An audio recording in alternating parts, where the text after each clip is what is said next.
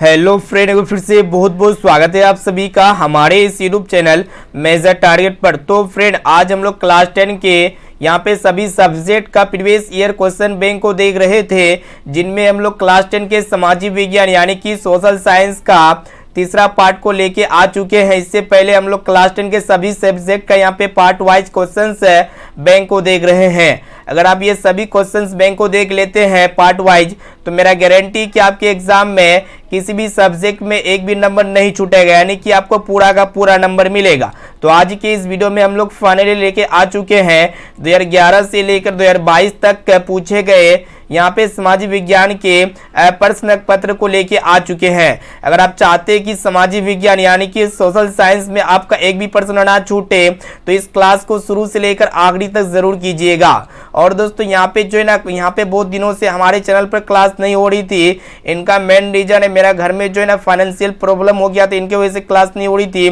तो यहाँ पे जो है ना आज से रेगुलर क्लास होगा। तो यहाँ पे क्लास का टाइम को आप लोग नोट कर लीजिएगा। दोस्तों, यहाँ पे आपको पता है कि हम लोग प्रीवियस ईयर क्वेश्चन बैंक को हम लोग 9 बजे रात में देखते थे, लेकिन यहाँ पे अब जो है ना दोस्तों 8 बजे रात में यहाँ पे प्रीवियस ईयर क्वेश्चन बैंक को देखेंगे क्लास 10 के सभी सब्जेक्ट का। ठीक है, तो यहाँ पे आप लोग नोट कर लीजिएगा। तो यहाँ पे 8 बजे रात में जो है ना डेली क्लास होगी, और इनके साथ साथ 1 बजे दोपहर में क्लास होगी। ठीक है, तो यहाँ पे रेगुलर क्लास होगी, और मॉर्निंग टाइम कल जो है ना दोस्तों 6 बजे क्लास होगी। तो ये सभी क्लास को जरूर कीजिएगा। यहाँ पे हमारे चैनल पे जो है ना बहुत ही जल्दी क्लास 10 के सभी सब्जेक्ट का क्रैश कोर्स को मतलब स्टार्ट कर दिया जाएगा। ठीक है, तो इस वीडियो में हम लोग जो है ना 30 मोस्ट इंपोर्टेंट वस्तुनिष्ठ प्रश्न को देखने वाले हैं। ये सभी प्रश्न जो है ना आपका एनसीईआरटी के न्यू पैटर्न पर आधारित है। तो फ्रेंड, फटाफट से वीडियो को लाइक कर दीजिएगा, और दोस्तों चैनल पर नए हैं ना, तो प्लीज दोस्तों चैनल को सब्सक्राइब करके बेल आइकन को प्रेस करके जो है ना ऑल पर जरूर सेलेक्ट कर लीजिएगा, क्योंकि यहाँ पे जो है ना अब डेली क्लास होगी। यहाँ पे जो है ना क्लास ऐसे क्लास कराएंगे जो आपके बोर्ड एग्जाम के लिए 100% पर्सनल लड़ेगा ही लड़ेगा। ठीक है, तो यहाँ पे क्लास को शुरू से लेकर आखिरी तक जरूर कीजिएगा। तो फ्रेंड, यहाँ पे देखिएगा आज का फर्स्ट प्रश्न जो कि आपके बोर्ड एग्जाम के लिए काफी इंपॉर्टेंट है। हम जो है ना एक एक क्वेश्चन हम आपको लाइव प्रूफ के साथ बताएंगे कि कौन क्वेश्चन कितना इंपॉर्टेंट है और कितना बार पूछा गया है। तो यहाँ पे प्रश्न को देखिएगा दोस्तों। प्रश्न एक रहा है कि गैरीबाल्डी पेशे से क्या था, यानी कि गैरीबाल्डी का पेशा क्या था। तो यहाँ पे देख सकते हो ऑप्शन ए में आपका दिया सिपाही, या फिर किसान, या फिर जमींदार, और ऑप्शन डी है नाविक। तो फ्रेंड, गैरीबाल्डी पेशे से क्या था, नाविक था। इसे आपको याद होना चाहिए, यानी कि यहाँ पे डी वाला ऑप्शन जो है ना बिल्कुल ही करेक्ट आंसर हो जाएगा।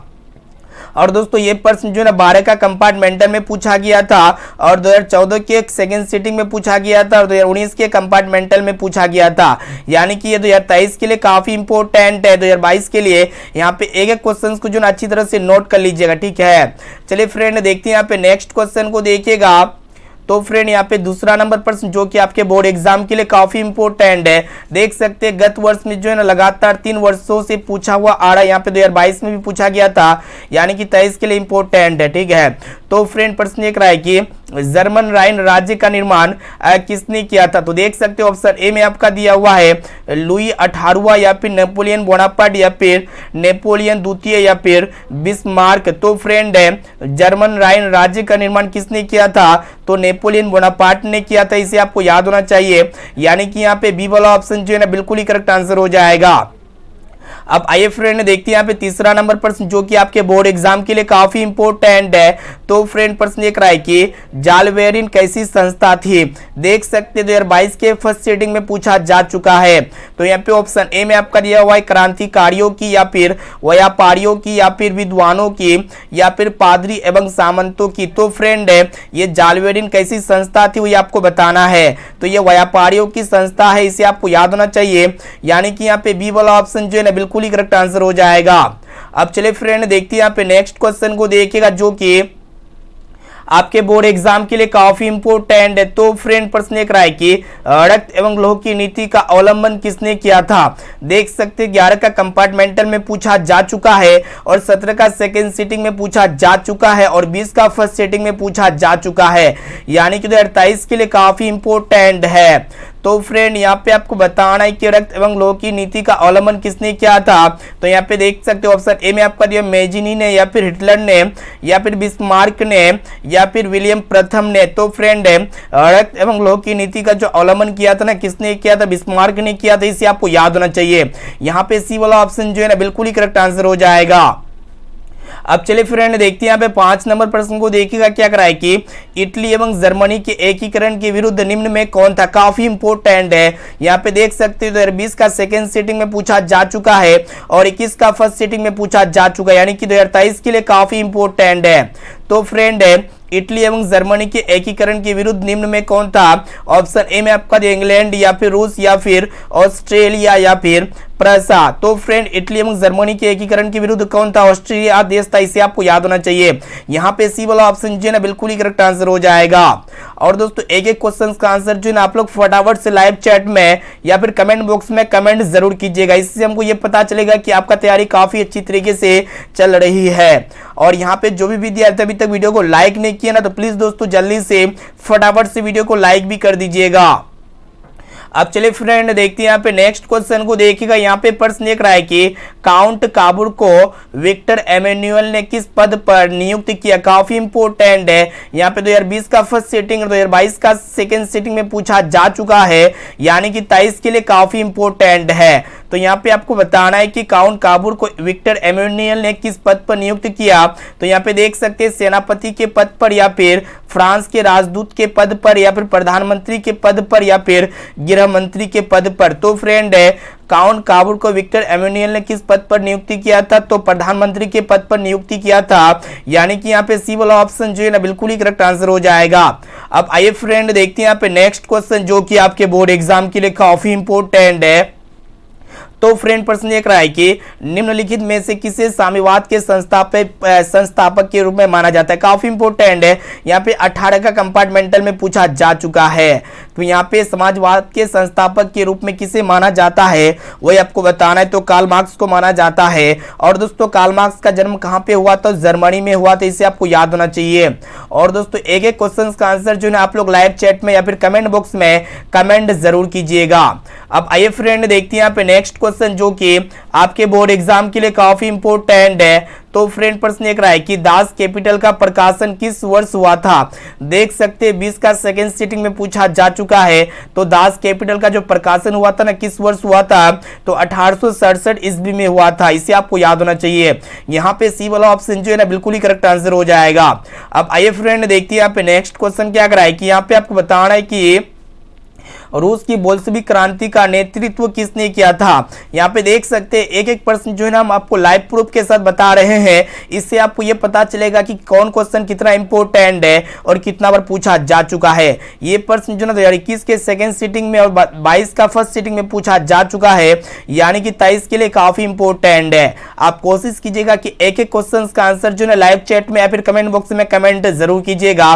तो फ्रेंड प्रश्न एक रहा है कि रूस की बोल्शेविक क्रांति का नेतृत्व किसने किया था, तो लेनिन जी ने किया था। इसे आपको याद होना चाहिए। और एक प्रश्न ये पूछे जाते हैं आपके बोर्ड एग्जाम में कि लेनिन की मृत्यु कब हुई थी, तो 1924 ईस्वी में हुई थी। साथ में इसे भी आपको याद होना चाहिए। अब चलिए फ्रेंड देखते हैं यहाँ पे नेक्स्ट क्वेश्चन को देखिएगा जो कि आपके बोर्ड एग्जाम के लिए काफी इंपोर्टेंट है। आप कोशिश कीजिए एक एक क्वेश्चन का आंसर जो है लाइव चैट में कमेंट बॉक्स में कमेंट जरूर कीजिएगा। तो फ्रेंड प्रश्न एक रहा है कि खूनी रविवार किसे कहा जाता है। ये काफी इंपोर्टेंट प्रश्न है लेकिन काफी सिंपल प्रश्न है, इसको अच्छी तरह से याद कर लीजिएगा। तो खूनी रविवार किसे कहा जाता है, तो 1905 के ईस्वी के रविवार को क्या कहा जाता है, खूनी रविवार के नाम से जाना जाता है। यानी कि यहाँ पे सी वाला ऑप्शन जो है ना बिल्कुल ही करेक्ट आंसर हो जाएगा।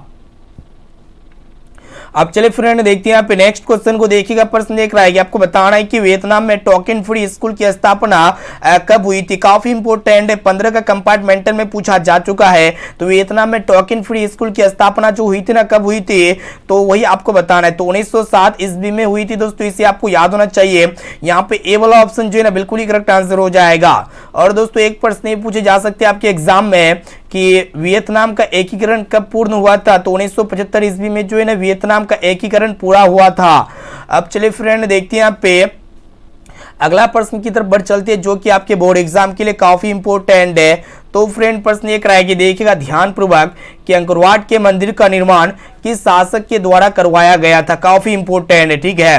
तो यहाँ पे ऑप्शन ए में आपका दिया हुआ है सूर्यवर्मन द्वितीय के द्वारा, या फिर नरोत्तम सिंहाणु के द्वारा, या फिर कुआंग के द्वारा, या फिर इनमें से कोई नहीं। तो अंकरवाट के मंदिर का निर्माण जो है ना किस शासक के द्वारा करवाया गया था, तो सूर्यवर्मन द्वितीय के द्वारा करवाया गया था। इसे आपको याद होना चाहिए। और दोस्तों एक प्रश्न ये पूछे जाते हैं कि अंकरवाट के मंदिर कहाँ पे है, तो काम्बोडिया में है। और अंकरवाट के मंदिर में किसका पूजा किया जाता है, तो भगवान विष्णु का पूजा किया जाता है। साथ में इसे भी आपको याद होना चाहिए। चलिए देखते हैं यहाँ पे नेक्स्ट क्वेश्चन क्या कराए कि यहाँ पे आपको बताना है कि the history of the loss of Vietnam के लेखक किसने। काफी इंपोर्टेंट है। यहाँ पे सिर्फ और सिर्फ जो है ना 11 के कंपार्टमेंट में पूछा जा चुका है, यानी कि 23 के लिए इंपोर्टेंट है, ठीक है। तो the history of the loss of Vietnam के लेखक किसने है, मतलब किसने लिखा वही आपको बताना है। तो फान बुई चाओ ने लिखा था। इसे आपको याद होना चाहिए। यहाँ पे बी वाला ऑप्शन जो है ना बिल्कुल ही करेक्ट आंसर हो जाएगा।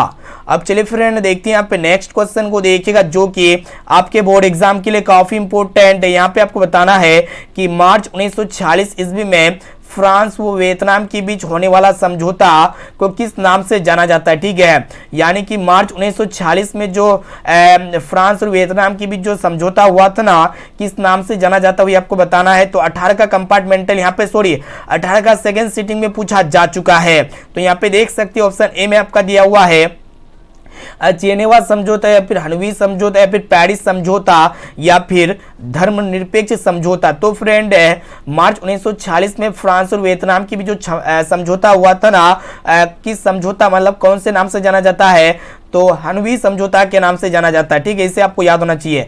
मार्च 1946 में फ्रांस और वियतनाम की जो समझौता हुआ था ना, किस नाम से जाना जाता है, हनवी समझौता के नाम से जाना जाता है। अब आइए फ्रेंड देखते हैं यहाँ पे 15 नंबर प्रश्न, जो कि आपके बोर्ड एग्जाम के लिए काफी इंपोर्टेंट है। यहाँ पे आपको बताना है कि जालियांवाला बाग का हत्याकांड किस तिथि को हुआ था। काफी इंपोर्टेंट है। 11 का यहाँ पे देख सकते हैं फर्स्ट सेटिंग, और 19 का कंपार्टमेंटल में पूछा जा चुका है। तो जालियांवाला बाग का जो हत्याकांड हुआ था ना दोस्तों, किस तिथि में हुआ था, तो 13 अप्रैल 1919 ईस्वी में हुआ था। इसे आपको याद होना चाहिए। यानी कि यहाँ पे ये वाला ऑप्शन जो है ना बिल्कुल ही करेक्ट आंसर हो जाएगा। अब चले फ्रेंड देखते हैं यहाँ पे नेक्स्ट क्वेश्चन, जो कि टॉप लेवल के प्रश्न है। तो फ्रेंड प्रश्न ये कराए कि आपको बताना है कि लखनऊ समझौता किस वर्ष हुआ था, ठीक है। यानी कि लखनऊ समझौता किस वर्ष पारित हुआ था वही आपको बताना है, ठीक है। तो फ्रेंड लखनऊ समझौता जो हुआ था ना 1916 ईस्वी में हुआ था। इसे आपको याद होना चाहिए। यानी कि यहाँ पे ए वाला ऑप्शन जो है ना बिल्कुल ही करेक्ट आंसर हो जाएगा। चलिए बढ़ चलते हैं नेक्स्ट क्वेश्चन की तरफ, जो कि आपके बोर्ड एग्जाम के लिए काफी इंपोर्टेंट है, मोस्ट इंपोर्टेंट है। देख सकते एक प्रश्न जो ना 10 बार से भी ज्यादा बार पूछा जा चुका है। तो फ्रेंड प्रश्न एक रहा है कि वृहद क्षेत्र में जल की उपस्थिति के कारण ही पृथ्वी को कहते हैं, क्या करते हो ये आपको बताना है। तो यहाँ पे देख सकते हैं उजला ग्रह, या फिर नीला ग्रह, या फिर हरा ग्रह, या फिर लाल ग्रह। तो फ्रेंड वृहद क्षेत्र में जल की उपस्थिति के कारण ही पृथ्वी को क्या कहा जाता है, नीला ग्रह कहा जाता है। इसे आपको याद होना चाहिए। यहाँ पे बी वाला ऑप्शन जो है ना बिल्कुल ही करेक्ट आंसर हो जाएगा। अब चलिए फ्रेंड देखते हैं यहाँ पे नेक्स्ट क्वेश्चन को देखिएगा, जो कि आपके बोर्ड एग्जाम के लिए काफी इंपोर्टेंट है। तो देखिएगा प्रश्न देख रहा है कि आपको बताना है कि बिहार में अति जल दोहन से किस तत्व का संकेंद्र बड़ा है। देख सकते हैं प्रश्न जो है 22 के सेकेंड सिटिंग में पूछा जा चुका है, यानी कि इस बार पूछा जा चुका है, 23 में पूछे जा सकते हैं। तो यहाँ पे आपको बताना है कि बिहार में अति जल दोहन से किस तत्व का संकेंद्र बड़ा हुआ है।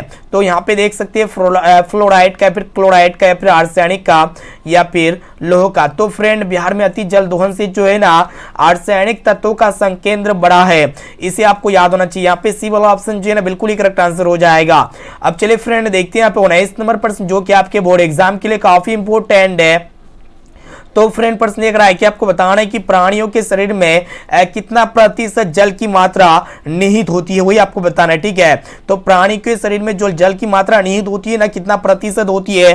तो देख सकते हैं यहाँ पे 4 ऑप्शन है। देख सकते हैं दोस्तों, आपको पता होना चाहिए कि प्राणियों के शरीर में कितना प्रतिशत जल की मात्रा होती है। तो 65% जल की मात्रा निहित होती है।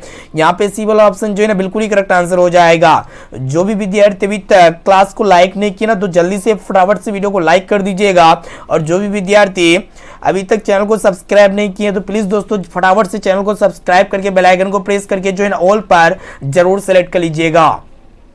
अब चलिए फ्रेंड देखते हैं यहाँ पे नेक्स्ट क्वेश्चन को देखिएगा जो कि आपके बोर्ड एग्जाम के लिए काफी इंपोर्टेंट है। तो फ्रेंड प्रश्न एक रहा है कि आपको बताना है कि प्राकृतिक संसाधनों के संरक्षण हेतु 1968 ईस्वी में कौन सा कन्वेंशन हुआ था। काफी इंपोर्टेंट है। तो प्राकृतिक संसाधनों के संरक्षण हेतु 1968 ईस्वी में जो कन्वेंशन हुआ था ना, वो कौन सा कन्वेंशन था, तो अफ्रीकी कन्वेंशन था। इसे आपको याद होना चाहिए। यानी कि यहाँ पे ए वाला ऑप्शन जो है ना बिल्कुल ही करेक्ट आंसर हो जाएगा। ये प्रश्न जो है 2021 के फर्स्ट सेटिंग में पूछा जा चुका है। अब चलिए फ्रेंड देखते हैं यहाँ पे नेक्स्ट क्वेश्चन क्या कराए कि यहाँ पे आपको बताना है कि इनमें कौन सा ऐसा जीव है जो केवल भारत में ही पाया जाता है। काफी इंपोर्टेंट है। तो यहाँ पे देख सकते हैं मगरमच्छ या फिर डॉल्फिन या फिर व्हेल या फिर कछुआ। तो फ्रेंड आपको बता देते हैं ये जो डॉल्फिन जीव होते हैं ना, जो सिर्फ और सिर्फ भारत में ही पाए जाते हैं। यानी कि यहाँ पे बी वाला ऑप्शन जो है ना बिल्कुल ही करेक्ट आंसर हो जाएगा। देख सकते हैं 11 का एग्जाम में पूछा गया, 2011 के एग्जाम में, और 2020 का फर्स्ट सिटिंग में पूछा जा चुका है। अब चलिए फ्रेंड देखते हैं यहाँ पे नेक्स्ट क्वेश्चन को देखिएगा जो कि आपके बोर्ड एग्जाम के लिए अत्यंत ही महत्वपूर्ण है। तो फ्रेंड प्रश्न एक रहा है कि आपको बताना है कि किस खनिज को उद्योगों की जननी माना गया है। देख सकते हैं 19 का कंपार्टमेंटल में पूछा जा चुका है और 21 का सेकेंड सिटिंग में पूछा जा चुका है। तो यहाँ पे आपको बताना है कि किस खनिज को उद्योगों की जननी माना गया है। तो यहाँ पे देख सकते हैं मैग्नीज को या फिर बॉक्साइट को या फिर लोहा को या फिर सोना को। तो फ्रेंड आपको बता देते हैं ये जो लोहा खनिज होते हैं ना, इसको उद्योगों की जननी माना गया है क्योंकि भारत में लोहा का उपयोग सबसे ज्यादा सर्वाधिक किया जाता है। यहाँ पे सी वाला ऑप्शन जो है ना बिल्कुल ही करेक्ट आंसर हो जाएगा। और दोस्तों एक प्रश्न ये पूछे जाते हैं कि भारत में कितने खनिज पाए जाते हैं। तो भारत में जो है ना लगभग 100 खनिज पाए जाते हैं। कितने पाए जाते हैं? 100 खनिज पाए जाते हैं। देखते हैं यहाँ पे नेक्स्ट क्वेश्चन क्या कराए कि यहाँ पे आपको बताना है कि सूचना के अधिकार आंदोलन की शुरुआत कहाँ से हुई। तो यहाँ पे आपको बताना है कि सूचना के अधिकार आंदोलन की शुरुआत जो हुई ना दोस्तों कहां से हुई थी? राजस्थान राज्य से हुई थी या फिर दिल्ली राज्य से या फिर तमिलनाडु से या फिर बिहार से। तो सूचना के अधिकार आंदोलन की जो शुरुआत हुई थी ना दोस्तों कहां से हुई थी आपको बताना है। तो राजस्थान राज्य से हुई थी। यानी कि यहाँ पे ए वाला ऑप्शन जो है ना बिल्कुल ही करेक्ट आंसर हो जाएगा। देख सकते हैं यहाँ पे 11 का एग्जाम में पूछा गया है 2011 के एग्जाम में, और 16 का सेकंड सिटिंग में पूछा जा चुका है। यानी कि 2023 के लिए काफी इंपोर्टेंट है। एक एक क्वेश्चन का आंसर जो है आप लोग लाइव चैट में कमेंट बॉक्स में कमेंट जरूर कीजिएगा। आप चलते हैं नेक्स्ट क्वेश्चन की तरफ। तो फ्रेंड प्रश्न एक रहा है कि आपको बताना है कि सूचना के अधिकार संबंधी कानून कब बना था। काफी इंपोर्टेंट, देख सकते हैं कितना बार पूछा जा चुका है। यहाँ पे हम जो है ना एक एक क्वेश्चन हम लाइव प्रूफ के साथ बता रहे हैं। ये प्रश्न जो है ना लगातार पूछते हुए जा रहे हैं। यानी कि 23 के लिए काफी इंपोर्टेंट है। इस प्रश्न को अच्छी तरह से याद कर लीजिएगा। तो फ्रेंड सूचना के अधिकार संबंधी जो कानून लगा था ना कब हुआ था, मतलब कानून कब बना था सूचना के अधिकार कानून? तो 2005 ईस्वी में बना था। कब बना था? 2005 ईस्वी में। यहाँ पे बी वाला ऑप्शन जो है ना बिल्कुल ही करेक्ट आंसर हो जाएगा। अब चले फ्रेंड देखते हैं यहाँ पे 25 नंबर प्रश्न जो कि आपके बोर्ड एग्जाम के लिए काफी इंपोर्टेंट है। तो फ्रेंड प्रश्न एक रहा है कि वर्तमान में नेपाल की शासन प्रणाली क्या है। तो वर्तमान में नेपाल की जो शासन प्रणाली है ना दोस्तों क्या है? लोकतंत्र है या फिर राजतंत्र है या फिर सैनिक तंत्र है या फिर इनमें से कोई नहीं। तो फ्रेंड वर्तमान में जो नेपाल की जो शासन प्रणाली है ना क्या चीज है वही आपको बताना है। तो लोकतंत्र, इसे आपको याद होना चाहिए। यहाँ पे ए वाला ऑप्शन जो है ना बिल्कुल ही करेक्ट आंसर हो जाएगा। अब चलिए फ्रेंड देखते हैं यहाँ पे नेक्स्ट क्वेश्चन को देखिएगा जो कि आपके बोर्ड एग्जाम के लिए काफी इंपोर्टेंट है। तो फ्रेंड प्रश्न एक रहा है कि भारतीय जनता पार्टी की स्थापना कब हुई थी। तो भारतीय जनता पार्टी की जो स्थापना हुई थी ना कब हुई थी? 1980 ईस्वी में हुई थी। इसे आपको याद होना चाहिए। यहाँ पे बी वाला ऑप्शन जो है ना बिल्कुल ही करेक्ट आंसर हो जाएगा। यहाँ पे ये जो प्रश्न है ना 19 का फर्स्ट सेटिंग में पूछा जा चुका है। चलिए बढ़ चलते नेक्स्ट क्वेश्चन की तरफ जो कि आपके बोर्ड एग्जाम के लिए काफी इंपोर्टेंट है। यहाँ पे आपको बताना है कि भारतीय जनता पार्टी का चुनाव चिन्ह क्या है। तो भारतीय जनता पार्टी का जो चुनाव चिन्ह क्या है दोस्तों ये आपको बताना है। तो कमल का फूल है। क्या चीज है? कमल का फूल। इसे आपको याद होना चाहिए। यहाँ पे बी वाला ऑप्शन जो है ना बिल्कुल ही करेक्ट आंसर हो जाएगा। और दोस्तों एक प्रश्न ये पूछे जाते हैं कि हाथ का पंजा जो है ना किसका चुनाव चिन्ह है। इसका जवाब जो है ना आप लोग हमें कमेंट बॉक्स में जरूर बताइएगा, ठीक है। चलिए दोस्तों देखते हैं यहाँ पे नेक्स्ट क्वेश्चन की तरफ बढ़ चलते हैं जो कि आपके बोर्ड एग्जाम के लिए काफी इंपोर्टेंट है। यहाँ पे आपको बताना है कि किसके नेतृत्व में 1977 में जनता पार्टी की सरकार का गठन हुआ था, वही आपको बताना है, ठीक है। तो यहाँ पे देख सकते हो 2022 का सेकेंड सिटिंग में पूछा जा चुका है। यहाँ पे मोरारजी देसाई या फिर कर्पूर ठाकुर या फिर जगजीवन राम या फिर चंद्रशेखर। तो फ्रेंड यहाँ पे देखिएगा, आपको बता देते 1977 में जो है ना जनता पार्टी की सरकार का गठन हुआ था, किसके नेतृत्व में, वही आपको बताना है, ठीक है। तो मोरारजी देसाई के नेतृत्व में जो है ना जनता पार्टी की सरकार का गठन हुआ था, इसे आपको याद होना चाहिए। यानी कि यहाँ पे ए वाला ऑप्शन जो है ना बिल्कुल ही करेक्ट आंसर हो जाएगा। अब चलिए फ्रेंड देखते हैं यहाँ पे नेक्स्ट क्वेश्चन जो कि टॉप लेवल के प्रश्न है। तो फ्रेंड प्रश्न देख रहा है कि बहुजन समाज पार्टी के संस्थापक कौन है। तो यहाँ पे आपको बताना है कि बहुजन समाज पार्टी के संस्थापक कौन थे। तो यहाँ पे अंबेडकर जी या फिर काशीराम या फिर मायावती या फिर रामविलास पासवान, ठीक है। काफी इंपोर्टेंट है ये प्रश्न, काफी सिंपल है। तो बहुजन समाज पार्टी के संस्थापक कौन है, काशीराम जी, इसे आपको याद होना चाहिए। यहाँ पे बी वाला ऑप्शन जो है ना बिल्कुल ही करेक्ट आंसर हो जाएगा। चलिए फ्रेंड देखते हैं यहाँ पे लास्ट क्वेश्चन जो कि आपके बोर्ड एग्जाम के लिए अत्यंत महत्वपूर्ण है कि भारत की आर्थिक व्यवस्था, यानी कि भारत की आर्थिक व्यवस्था किस प्रकार की है, ये सभी को पता होना चाहिए कि भारत में जो है ना मिश्रित अर्थव्यवस्था पाई जाती है। यहाँ पे सी वाला ऑप्शन जो है ना बिल्कुल ही करेक्ट आंसर हो जाएगा। यहाँ पे देख सकते हैं ये जो है ना दोस्तों 12 के एग्जाम में पूछा जा चुका है, 12 के और 2021 के फर्स्ट सीट में पूछा जा चुका है। यानी कि देश के लिए काफी इंपोर्टेंट यहाँ पे प्रश्न को बता चुके। तो आप लोग हमें कमेंट करके बताइएगा कि 30% में से आप लोग को पहले से कितना प्रश्न का सही और सटीक आंसर याद था, ठीक है। और दोस्तों यहाँ पे क्लास का टाइम को नोट कर लीजिएगा। आज से जो है रेगुलर क्लास होगी, डेली क्लास होगी। यहाँ पे जो 9 बजे रात्रि में जो क्लास होती थी प्रीवियस ईयर क्वेश्चन बैंक को जो है इसको हटा करके 8 बजे रात में क्लास कर दिया गया, जो अभी आप क्लास की 8 बजे रात में। तो यहाँ पे डेली 8 बजे रात क्लास में जुड़ जाना है। और यहाँ पे देख सकते हैं 1 बजे दोपहर में क्लास होगी कल से डेली। और यहाँ पे शाम में जो है ना दोस्तों 8 बजे तो क्लास हो ही गया, दोपहर में 1 बजे क्लास हो गया, और मॉर्निंग में जो है ना दोस्तों कल 6 बजे मॉर्निंग में आपको क्लास में जुड़ जाना है, ठीक है। तो ये तीनों क्लास को जरूर कीजिएगा। और बहुत जल्दी जो है ना आपको क्लास 10 के सभी सब्जेक्ट का क्रैश कोर्स स्टार्ट करने वाले हैं, ठीक है। और सब्जेक्टिव ऑब्जेक्टिव सभी टाइप के प्रश्न यहाँ पे हम सम्मिलित करेंगे। तो आप कोशिश कीजिएगा कि सभी क्लास को जरूर कीजिएगा दोस्तों। और अपने दोस्तों में भी बताइए कि मेजर टारगेट में जो है ना पूर्ण क्लास स्टार्ट कर दिया गया है। जो भी विद्यार्थी, जिस भी विद्यार्थी को पता नहीं है, और जो भी विद्यार्थी हमारे व्हाट्सएप ग्रुप में जुड़ना चाहते हैं जिससे आपको नोटिफिकेशन मिलेगा क्लास का, तो फटाफट से मेरा नंबर को नोट कर सकते हैं। ये मेरा व्हाट्सएप नंबर है 6206076569। सिंपली इस नंबर को सेव करना है और आपको बोलना है कि सर हमें व्हाट्सएप ग्रुप में जोड़ दीजिए। तो हम जो है ना आपको व्हाट्सएप ग्रुप में जोड़ देंगे, क्योंकि व्हाट्सएप ग्रुप में काफ़ी सारे बेनिफिट्स आपको मिलता रहेगा। यहाँ पे डेली ऑनलाइन टेस्ट का लिंक मिलता रहेगा और फ्री PDF का भी लिंक मिलता रहेगा, ठीक है। और हम जो है ना आपको क्लास 10 के सभी सब्जेक्ट का फ्री ऑफ कॉस्ट है, सब्जेक्ट या फिर ऑब्जेक्टिव सभी टाइप के प्रश्न पत्र यहाँ पे हम फ्री ऑफ कॉस्ट देंगे। नोट्स, ठीक है, नोट्स जो है ना फ्री ऑफ कॉस्ट हम आपको प्रोवाइड कराएंगे। इसके लिए जो है ना आपको डेली क्लास करना होगा, रात 8 बजे क्लास में जुड़ जाना है। और यहाँ पे दोस्तों क्लास का टाइम को जल्दी से आप लोग नोट कर लीजिएगा, जिसे भी पता नहीं है, ठीक है। तो यहाँ पे क्लास का टाइम 8 बजे रात में है, 1 बजे दोपहर में और 6 बजे यहाँ पे जो है ना मॉर्निंग टाइम में जब तक क्लास होगी। तो ये सभी क्लास को जरूर कीजिएगा। तो जो भी विद्यार्थियों को ऑनलाइन टेस्ट देने नहीं आते या फिर ऑनलाइन पढ़ने नहीं आता है ना, तो चलिए हम आपको बताते हैं कि ऑनलाइन कैसे पढ़ सकते हैं। तो देखो यार, क्लास 10 के सभी सब्जेक्ट का ऑनलाइन टेस्ट देना चाहते हैं या फिर फ्री ऑफ कॉस्ट PDF प्राप्त करना चाहते हैं या फिर ऑनलाइन पढ़ना चाहते हैं, तो सिंपली आपको अपने मोबाइल के क्रोम ब्राउजर पे चले आना पड़ेगा। ये क्रोम ब्राउजर जो ना सभी के स्मार्टफोन पे होते हैं, या फिर डायरेक्टली आप गूगल पे भी सर्च करते हैं। तो सिंपली यहाँ पे सर्च बार में आपको सर्च करना होगा measuretargets.com, ठीक है। तो फ्रेंड है measuretargets.com जैसे ही सर्च करते हैं ना तो कुछ इस तरह का रिजल्ट आएगा। तो सिंपली आपको फर्स्ट वाले लिंक पे क्लिक कर देना होगा, मैट्रिक एग्जाम 2023। तो जैसे आप इसमें क्लिक कर देते हैं ना तो कुछ इस तरह का हमारे वेबसाइट के फ्रंट पेज पे आ चुके होंगे, जो measuretargets.com का जो ऑफिशियल वेबसाइट है मेजर टारगेट का, यहाँ पे आ जाएंगे। तो नीचे स्क्रॉल डाउन करना है। तो जिस भी विद्यार्थियों को ऑनलाइन टेस्ट देना है तो ऑनलाइन टेस्ट के बटन पे क्लिक कर देना होगा, या फिर ऑनलाइन पढ़ना चाहते हैं क्लास 10 के सभी सब्जेक्ट का, तो नीचे स्क्रॉल डाउन करना। यहाँ पे देख सकते हैं किसी भी सब्जेक्ट में आपको क्लिक करके आपको वस्तुनिष्ठ टाइप प्रश्न, सब्जेक्टिव टाइप प्रश्न, सभी टाइप के प्रश्न आपको मिल जाएंगे। और इनके साथ साथ आपको जो है ना सभी सब्जेक्ट का मॉडल पेपर भी मिल जाएंगे।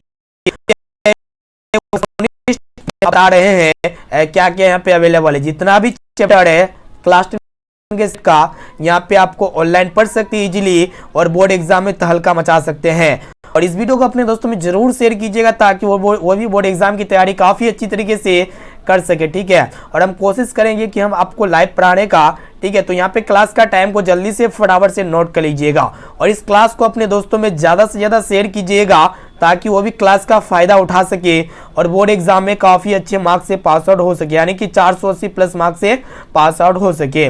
और यहाँ पे दिसंबर तक जो है ना हम आपको क्लास 10 के सभी सब्जेक्ट का notes free of cost provide कराएंगे।